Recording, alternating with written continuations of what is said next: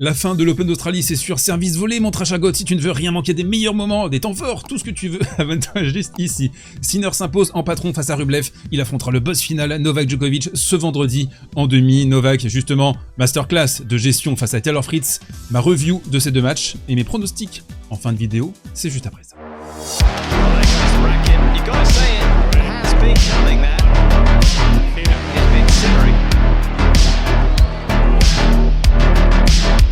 Allez, on attaque avec le Djokovic versus Fritz et tout de suite le premier jeu qui a donné le ton de cette rencontre, 9 égalités, un jeu interminable de 16 minutes, 3 balles de break pour Novak qui n'a pas réussi à les convertir. Alors on a beaucoup vu, on a revu en fait le revers long de ligne de la part de Taylor Fritz. Pourquoi c'est une couleur verte? Logiquement, ça doit être rouge. Qu'est-ce qui s'est passé? Le match qui a été lancé en milieu d'après-midi après l'exceptionnel Goff Kostyuk. Et justement, donc là, on voit Novak qui est pas dans des conditions forcément très favorables. Lui, il aime pas la grande chaleur. Ça a jamais été trop son kiff.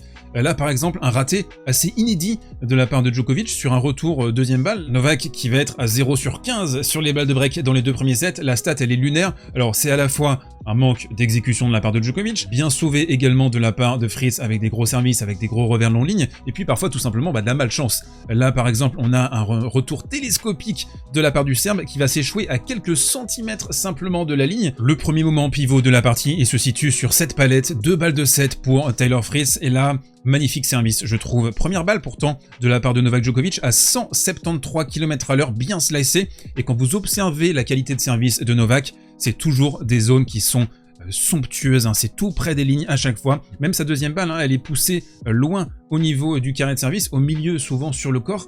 Il peut aussi parfois tenter des deuxièmes bien appuyés à 175. Djokovic, comme à son habitude, qui va s'en sortir lors du tie-break. Alors ça commence ici par une volée haute. Là, t'as pas le droit, Tyler. T'as vraiment pas le droit. T'es tout seul. Novak, il est battu. La volée qui va être complètement caviardée. Et surtout, les statistiques de Novak sur son service, il est à 48% derrière sa première. Là, il y avait vraiment l'occasion. Il fallait que Taylor Fritz prenne le premier set pour espérer battre Novak. Le chemin était encore long, bien sûr, après. Donc Fritz qui n'arrive pas à sanctionner Djokovic sur cette première manche capitale. Et je voulais impérativement vous montrer cette palette avant qu'on enchaîne sur l'analyse de la rencontre. Et vous voyez la double émotion. Je la trouve complètement folle avec un Fritz qui sait déjà que c'est quasiment fini à 3-0 et Novak qui est en train de célébrer, qui sait lui aussi qu'il a fait le plus dur en commençant tambour battant ce tie-break avec les petites scories, les petits cadeaux de Fritz, et ici notamment avant cette réaction où il a un coup droit pas forcément très difficile, juste au niveau du carré de service, il va le mettre baduf, dégueulasse. Le premier set qui va durer 1h24 et Novak, assez habituellement ces dernières années si vous regardez beaucoup Djokovic, qui va se déconcentrer au début de la deuxième manche, qui va faire 2 doubles fautes consécutives, c'est très rare de sa part, avec pas mal d'erreurs également dans ce jeu, qui va concéder le break d'entrée. Et puis moi ce qui m'a alerté c'est surtout ses communications multiples avec son clan.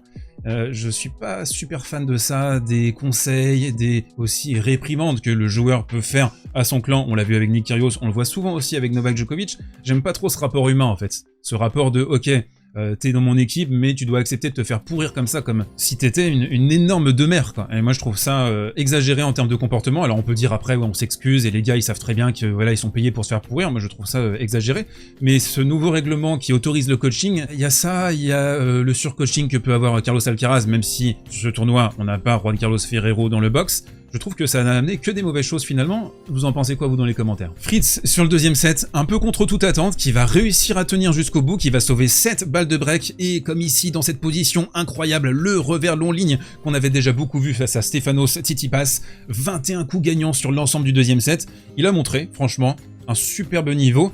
Mais il a aussi montré ses lacunes. Et les lacunes, elles se situent ici. Début de la troisième manche, Novak qui va se reconcentrer. Là, vous voyez, tout le court est désormais à l'ombre. Il va activer son coup droit, il va déplacer Taylor Fritz, il va produire l'effort, il va se reconcentrer. Là, ça va être une énorme giclette en coup droit qui va faire la différence. Et Taylor, il doit bétonner, il doit verrouiller, il doit tenir ce jeu de service. C'est un moment capital à 1 set partout. Et Novak, il a ce talent-là de temps lisé. Il y a une gestion des temps faibles, une gestion des momentum qui est incroyable sur le format en 3 sets gagnants. Je pense que c'est vraiment le meilleur joueur que j'ai jamais vu à titre personnel sur ce format parce que il a une science incroyable de comment gérer les temps faibles. Alors ok, le mec en face joue mieux, mais je vais l'enliser, je vais le tanker, je vais lui faire comprendre que tout sera difficile de son côté, alors que pour moi, ça paraîtra plus simple. Une seule faute directe dans la troisième manche, magnifique, amorti de revers comme à son habitude du côté de Novak, qui va fermer la boutique complètement, et en fait, devant le match, on le sait, dès qu'il y a le break initial dans la troisième manche, la partie est déjà terminée, on a déjà vu le film. Et on enchaîne avec le Rublev-Sinner, et on a vu aujourd'hui, on a vu la différence qu'il y a désormais entre un joueur comme Sinner et un joueur comme Rublev qui progresse plus lentement. Alors certes, il a amélioré son revers, mais dans l'ensemble, vous allez le voir au cours de cette analyse, il y a un monde désormais qui sépare Sinner et Rublev. On commence ici avec cette première palette, et je voulais vraiment vous alerter sur les petits pas, le jeu de jambes, qu'est-ce que ça tricote du côté de Sinner pour bien se positionner, pour bien enclencher ses ogives. Et après avoir sauvé ses 2 premières balles de break, Sinner qui va breaker immédiatement derrière, un break blanc même, avec des retours fantastiques, très longs, profonds au centre. Ça c'est l'école Novak Djokovic, mais également chaque coup était doté d'une intention et d'une envie de faire mal. Là par exemple, c'est simplement son 2e coup de raquette à l'échange, eh bien il va envoyer une sauce, une merguez enflammée long de ligne. Rublev n'aura plus que ses yeux pour pleurer. Je vous parlais de l'école Djokovic au niveau des retours de service, avec son énorme allonge, il a des segments très longs. Yannick Sinner, et que dire de cette position? Là vous reconnaissez, vous savez que c'est l'école Djokovic, appui ouvert, défense, côté revers, et puis c'est surtout en fait que tu restes tout le temps face au jeu. Tu passes pas sous la balle, non, tu la recouvres. C'est une véritable contre-attaque que très peu de joueurs savent faire à l'heure actuelle, et surtout, on revient à ce que je disais sur la vidéo précédente des digests de l'Australian, quand t'as un revers à une main, essaye de faire ça, tu vas voir, c'est pas facile. J'évoquais il y a quelques instants un écart entre Rublev et Sinner, et pour moi il s'est manifesté particulièrement dans ce type de schéma. Rublev qui a essayé d'enfoncer Sinner dans la bande centrale, alors que c'est plutôt quand il a désaxé, quand il l'a fait courir qu'il a remporté les points. Et parfois, on a vu un Rublev un peu sans idée à essayer de faire exploser le bouchon Sinner, sauf que c'est un gros problème parce que Sinner en cadence, il est tout simplement énorme. On arrive sur la deuxième manche, une deuxième manche qui a été un véritable combat de chiffonnier, des balles de break sur 6 des 9 premiers jeux, ça a vraiment été intense, avec toujours du côté des deux joueurs cette ambition tout de suite sur le +1 d'essayer de commander l'échange. Et là on le voit, quand Rublev ouvre le court, essaye de déplacer Sinner, ça se passait bien mieux pour lui. Alors attention, et ça faudra le surveiller vendredi, alerte au niveau des abdominaux pour Sinner, et à partir du milieu de la deuxième manche, et plusieurs fois il va se toucher comme ça le ventre, il va regarder pas mal son clan, et on sent une inquiétude. Il a essayé aussi de se relaxer à certains moments de la partie, et Rublev qui va clairement à ce moment-là passer la tête devant. Tout ça va s'exprimer dans le tie-break de la deuxième manche, le moment capital de cette partie, le moment qui a tout changé dans cette opposition, avec un 5-1 de la part de Rublev qui va ouvrir le court, qui va essayer de jouer tout le temps côté ouvert, déplacer Sinner. Mais que dire de la remontada de Sinner dans ce tie-break. Donc il est mené 5-1, là on a un échange qui est crucial sur le service de Rublev, on est dans cette fameuse bande centrale, et dès que Rublev va ouvrir, Sinner l'attend pour un gigantesque contre. Ça, il le fait très très bien, le joueur italien, le contre court croisé avec son coup droit. Et dans cette dynamique retrouvée, Sinner qui va aller de l'avant, qui va retrouver son allant, qui va suivre un superbe coup droit au filet. Et ça va aussi faire tilter un peu Rublev. Rublev qui va terminer la partie à 0 sur 8 sur les balles de break. Décidément, c'est un thème de cette analyse, de cette journée, avec un service gagnant de la part de Sinner dans cette position. Deuxième balle de break, gros service externe. Il va terminer avec un coup droit dans le contre-yep. Et l'Italien qui s'est avéré être clinique pour terminer cette partie. Et là, on sent vraiment depuis quelques mois qu'il a maintenant une taille patron. On sait qu'il est très fort. Maintenant, il va falloir confronter tout ça en 3-7 gagnants face à Novak Djokovic en demi-finale de Grand Chelem. On attend de voir. Et c'est l'heure du coin prono sponsorisé par les Winami de Winamax. Vous avez un lien dans la description, jusqu'à 100 € de freebet pour toute première inscription sur le site de Paris Sportif de Légende. Offre exclusivement réservée aux adultes. 2 matchs aujourd'hui. On traitera du Djokovic-Sinner demain. Donc nous avons Hubert Hurkacz face à Daniil Medvedev. Ce sera en pleine nuit, ce sera 4 h du matin. Bon courage. Et Zverev versus Alcaraz. Allez, on commence avec le UBB versus Daniil Medvedev. Et il y a 3-2. Pour le joueur polonais dans ses oppositions, Daniil qui a toujours galéré, vous le voyez, sur les différents résultats face à Hubert Hurkacz, qui est un gros serveur qui peut ouvrir les angles avec son gigantesque service. Je me souviens de ce match au Canada où Daniil va clairement faire un hold-up en 2021 face à Hurkacz. Il faudra voir si Ubi arrive à ouvrir le court et suivre au filet. Son +1, il va être capital. Il faudra faire des services volés, il faudra faire des services amortis. Il va falloir exploiter cette position reculée de la part de Daniil qui n'aime pas trop la modifier.